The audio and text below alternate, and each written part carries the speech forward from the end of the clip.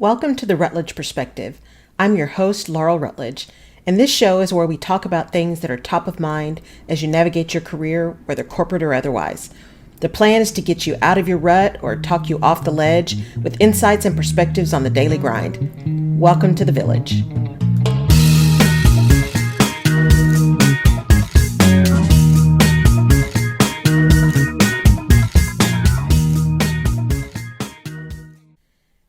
This episode of the Rutledge Perspective deals with the issue of investing in yourself and how we do that or how we don't do that and what the ramifications are.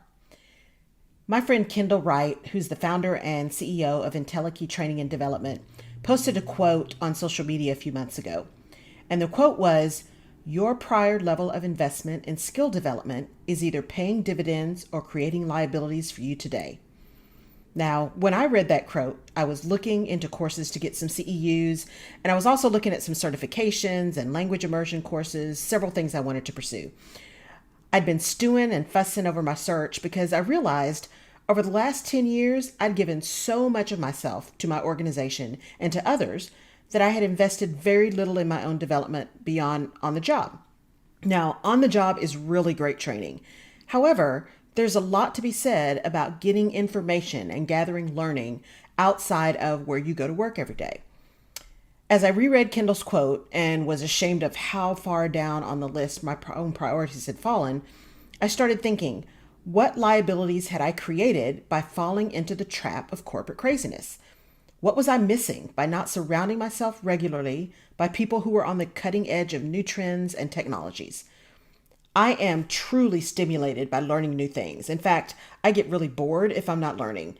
So it really became clear to me that part of my frustration was that I was not learning anything new, that I had allowed an organization to become more important to me than me.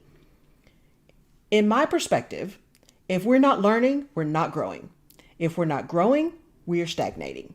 And if we're stagnating, we're dying. What fascinated me most about this quote from Kendall was its breadth. Skills can mean anything. Yes, leadership skills, communication skills, all those things we think about from a leadership and development and corporate perspective, but it can also be language skills. It can be something that just makes you happy or gives you balance, like music or yoga or archery. As Merriam-Webster defines it, a skill is simply a learned power of doing something competently, a developed aptitude or ability. So what does this mean for you? Well, most companies have some sort of tuition reimbursement or training program. Good companies want to invest in their employees' development. Now, that investment is usually tied to development that will have a direct impact on your job performance and upward mobility within the organization. Programs like these are valuable, and you should take advantage of them if they're offered. But this is not the only kind of development you should pursue. So my question to you is, are you willing to invest in your own development even if the company isn't? Your answer to that is really important. Those things for which you answer yes indicate what is driving you and what your true calling is. Your development must be important enough to you that you're willing to invest when no one else will. As Kendall says, your investment or lack thereof will reveal itself. If you believe a training opportunity is critical to your development, but the company doesn't see the connection, do it anyway. What have you got to lose? If you don't use what you've learned in your current organization, then you can use it in your next one, or maybe even in your own company. Remember, time is also an investment. So if you can't get monetary support, maybe you can negotiate a flexible schedule. Or better yet, and you know who you are, maybe you can start working normal hours instead of the outlandish schedule you keep, so you actually have time to do the things that advance you. Just the thought.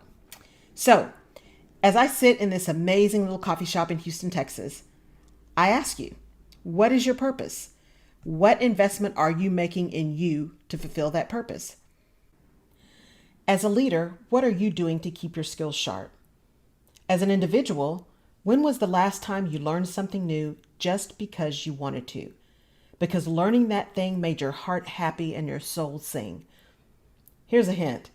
If you don't have ready answers to these questions, it's time to reevaluate your investment strategy. If, like me, Kindle's insight made you realize you are running a deficit in your personal development account and you want to do something about it? Let's chat.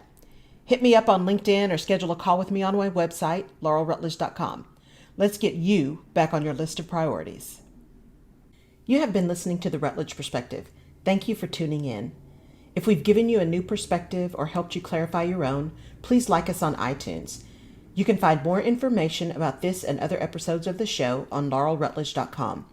And you can subscribe to the show where you get your favorite podcasts. You can also follow me on social media.